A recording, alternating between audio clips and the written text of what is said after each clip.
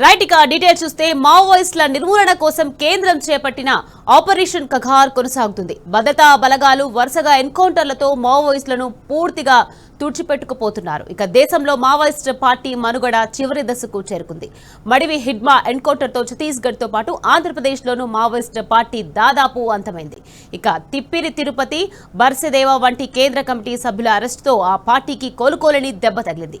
2026 మార్చి కల్లా దేశంలో మావోయిస్టులను అంతమొందిస్తామని కేంద్రం ముందుగానే ఆ పని చేసినట్టు కనిపిస్తోంది. ఇక నవంబర్ 30న రాయ్పూర్లో జరిగే డీజీపీ సదస్సులో ప్రధానమంత్రి నరేంద్ర మోడీ, కేంద్ర హోంమంత్రి అమిత్ షా ఆ విషయాన్ని వెల్లడించే ఛాన్స్ ఉంది.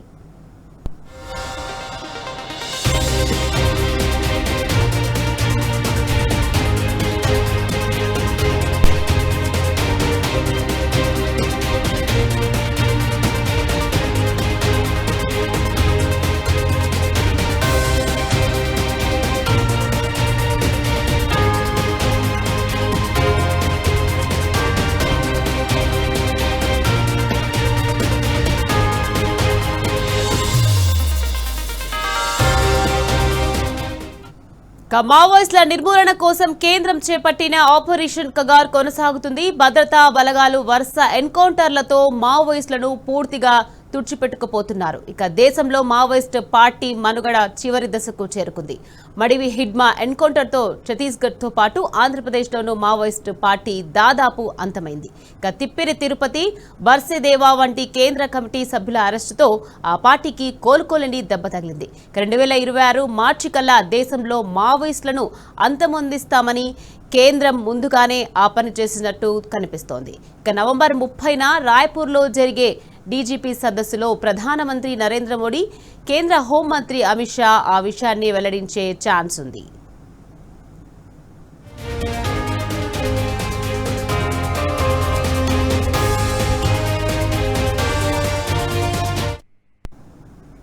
రైట్, ఇదే విషయానికి సంబంధించి మరింత సమాచారాన్ని మా ప్రతినిధి సాంబా ఫోన్ లైన్ లో అందించేందుకు సిద్ధంగా ఉన్నారు. సాంబా, చెప్పండి, మావోయిస్టుల నిర్మూలన కోసం కేంద్రం చేపట్టిన ఆపరేషన్ కగార్ కొనసాగుతుంది. దీనికి సంబంధించి పూర్తి డీటెయిల్స్ ఏంటి సాంబా? ఆపరేషన్ కగార్ బహుశా ఇవాటితో అంతమైందని కేంద్రం దాదాపు అంచనాకు అట్లాగే నిర్ధారణకు వచ్చినట్టుగా కనపడుతుంది. ఎందుకంటే నవంబర్ 30వ తేదీన రాయ్పూర్ లో జరగబోయే డీజీపీల సమావేశంలో మావోయిస్టులకు సంబంధించినటువంటి కీలక ప్రకటన చేసేందుకు కేంద్ర హోంమంత్రి అమిత్ షా అట్లాగే భారత ప్రధాని మోడీ సిద్ధమవుతున్నట్లుగా సెంట్రల్ ఇంటెలిజెన్స్ వర్గాల ద్వారా మనకు సమాచారం అందుతుంది. మొత్తం దేశంలో మార్చి 31, 2020 నాటికి మావోయిస్టు రహిత భారతదేశాన్ని నిర్మిస్తామని, మావోయిస్టులను పూర్తి స్థాయిలో ఏరివేస్తామంటూ గత 2 ఏళ్లుగా ఆపరేషన్ కగార్ నిర్వహిస్తున్నారు. అందులో భాగంగానే ఇవాళ చేపట్టినటువంటి స్పెషల్ ఆపరేషన్ సక్సెస్ఫుల్ గా కేంద్ర బలగాలకు ఒక విజయాన్ని అందించిందని చెప్పుకోవచ్చు. ఏపీ గ్రేహౌండ్స్ బలగాలు చేపట్టినటువంటి ఎన్కౌంటర్ కావచ్చు, ఏపీ సంబంధించినటువంటి స్పెషల్ ఆక్టోపస్ దళాలు చేపట్టినటువంటి సర్చ్ ఆపరేషన్స్, కోమింగ్ ఆపరేషన్స్ కావచ్చు, ఇవాళ మావోయిస్ట్ పార్టీకి చివరి దశగా చెప్పుకునేటువంటి పరిస్థితి కల్పించారు. మొత్తంగా ఇవాళ ఆంధ్రప్రదేశ్ లో కీలక పరిణామం. బహుశా నక్సల్ బరీ ఉద్యమం కూడా ఆంధ్రప్రదేశ్ లోనే పుట్టింది. మళ్ళీ ఇవాళ లాస్ట్ చివరి ఎన్కౌంటర్, చివరి అరెస్టులు కూడా ఆంధ్రప్రదేశ్ లో రాష్ట్రంలో జరగడం, ఇది యాదృచ్ఛికంగా జరిగిందా, పక్కా ప్రణాళిక ప్రకారం జరిగిందా అనేటువంటి విషయాన్ని పక్కన పెడితే దాదాపుగా ఆంధ్రప్రదేశ్ లోనే మావోయిస్ట్ పార్టీకి చివరి అరెస్ట్ కాబోతున్నట్టుగా సమాచారం అవుతుంది. విజయవాడ పరిసర ప్రాంతాల్లో సెర్చ్ ఆపరేషన్ నిర్వహించడం, కాకినాడ పరిసర ప్రాంతాల్లో సెర్చ్ ఆపరేషన్ చేసినటువంటి ఆక్టోపస్ బలగాలు, స్థానిక పోలీసులు దాదాపు 31 మంది పోలీసులు మావోయిస్టులను అదుపులోకి తీసుకున్నారు చెప్తున్నారు. ఇందులో దాదాపు 4 పైగా కేంద్ర కమిటీ సభ్యులు ఉన్నట్టుగా చెప్తున్నారు.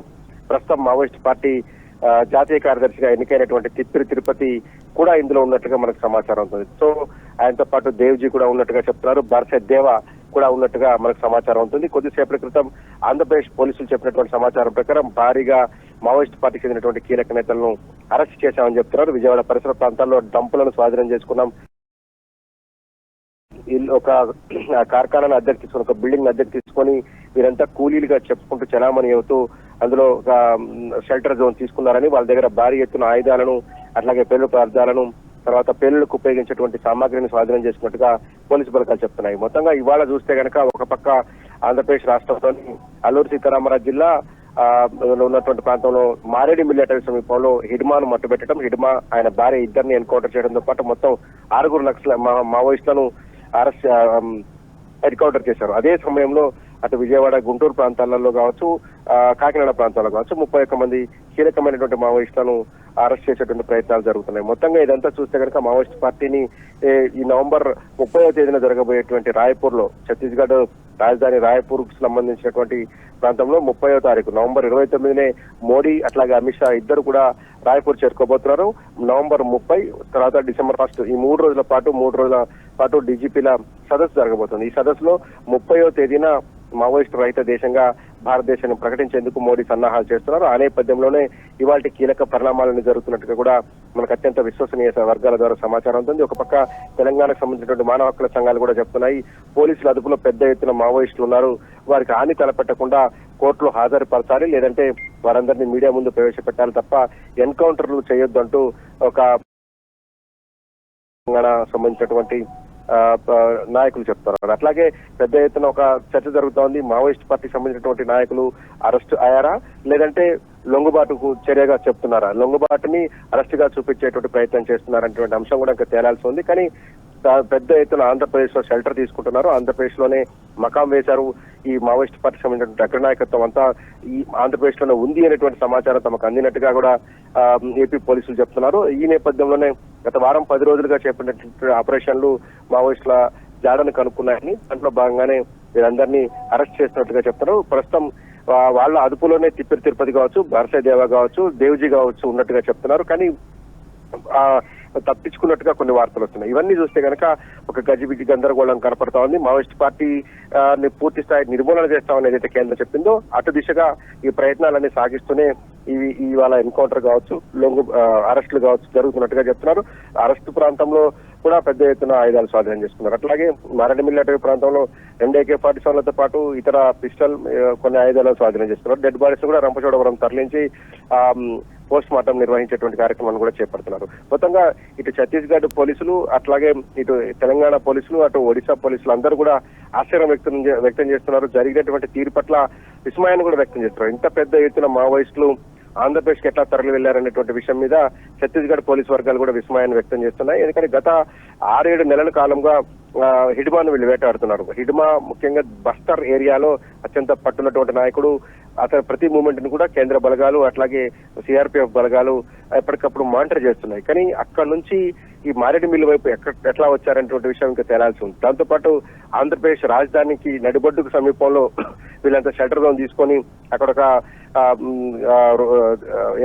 షెల్టర్ ఏర్పాటు చేసుకోవడం ఎట్లా జరిగింది అనేటువంటి విషయాన్ని కూడా ఇంకా నిర్ధారణ కావాల్సింది. ఏది ఏమైనప్పుడు కూడా మావోయిస్ట్ పార్టీకి చెందినటువంటి కీలక నేతలందరినీ 27-30 మందిని ఒకే సందర్భంలో జరగడం, దాంతో పాటు ఎవరైతే హిడ్మా PLGA బెటాలియన్ 1 కమాండర్ కేంద్ర కమిటీ సభ్యుడిగా ఉన్నారు, ఆయన యాక్షన్ టీం మావోయిస్ట్ పార్టీకి సంబంధించిన యాక్షన్ టీం కి కార్యదర్శిగా కూడా కొనసాగుతున్నారు. మొత్తం ఇప్పటివరకు జరిగినటువంటి కీలకమైనటువంటి దాడులు ఏవైతే భారీ నష్టాన్ని భద్రతా బలగాలకు మిగిలించినటువంటి ఏవైతే ప్రధానమైనటువంటి ఘట్టాలు ఉన్నాయో, మహేంద్ర కర్మను చంపడం దగ్గర నుంచి మొదలు పెడితే ఇక్కడ నిన్న మొన్నటి వరకు జరిగినటువంటి ప్రతి కీలకమైన దాడికి కూడా సూత్రధారి పాత్రధారి హిడ్మానే అని కేంద్ర బలగాలు చెప్తున్నాయి. ఈ నేపథ్యంలోనే హిడ్మాన్ అంతం చేయడం, దాంతో పాటు మిగిలినటువంటి మావోయిస్ట్ పార్టీ కార్యదర్శిగా నూతన కార్యదర్శిగా ఉన్నటువంటి తిత్తూరు తిరుపతిని అరెస్ట్ చేయడం, ఆయనతో పాటు మిగిలిపోయినటువంటి కొంతమంది మావోయిస్ట్ పార్టీ కేంద్ర కమిటీ సభ్యులను అదుపులోకి తీసుకోవడం, ఇదంతా చూస్తుంటే కనుక మొత్తంగా మావోయిస్ట్ పార్టీకి సంబంధించినటువంటి మనుగడ పూర్తి స్థాయిలో ఇవాళతో తుడిచిపెట్టుకుపోయినట్టుగా